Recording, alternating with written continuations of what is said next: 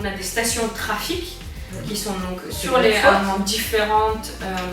en différentes conditions. Donc vous avez la station de trafic type agglomération dense, type périurbaine, type différents qui vont corriger donc le modèle. Le modèle, il va déterminer en fait en fonction des émissions et du flux de circulation, il peut déjà savoir en fait ce qui est. Et après en fait on fait ce qu'on appelle de l'assimilation. Donc ça veut dire que les stations vont corriger le modèle pour être au plus près de la réalité. Quel est le moyen de mesure de ces nanoparticules?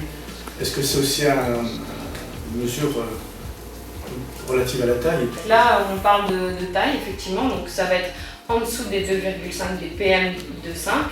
Mais après vous avez aussi, et je sais que là c'est par rapport à la composition chimique des particules, parce que ça va nous indiquer aussi la nature de l'épisode de pollution. Récemment, je sais que la Commission européenne a augmenté, sous la pression des lobbies, a augmenté le seuil de tolérance ou de restriction?